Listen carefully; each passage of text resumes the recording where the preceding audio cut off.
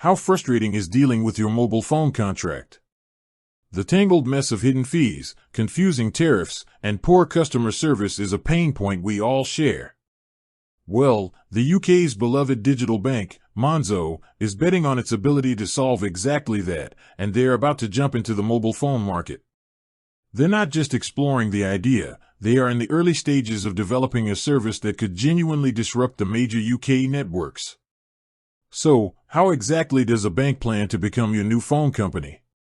It all comes down to a strategy called the Mobile Virtual Network Operator, or MVNO. Essentially, Monzo won't be building any giant cell phone towers.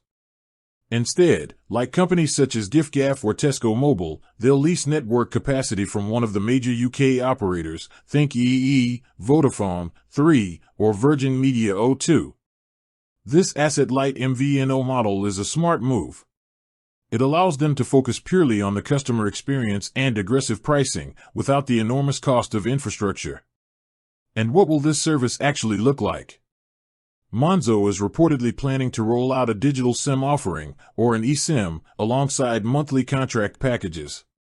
This means no fiddling with physical cards, and the entire service, from signing up to managing your plan and payments, would be seamlessly integrated right into the Monzo app you already use for banking.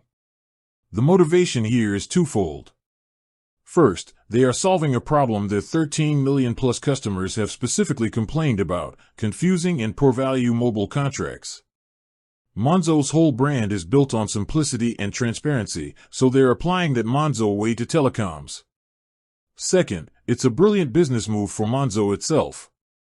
It creates a brand new, recurring revenue stream that diversifies them beyond their core banking products.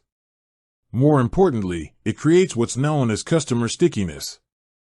If Monzo is managing both your money and your phone connection, you become even more reliant on their ecosystem, deepening your relationship with the brand.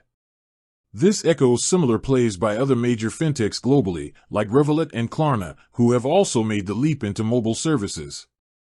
If Monzo can deliver the kind of user-friendly, transparent experience they've perfected in banking to the mobile market, they could offer truly compelling new deals, especially on things like roaming and data flexibility, and seriously put the squeeze on the traditional network giants.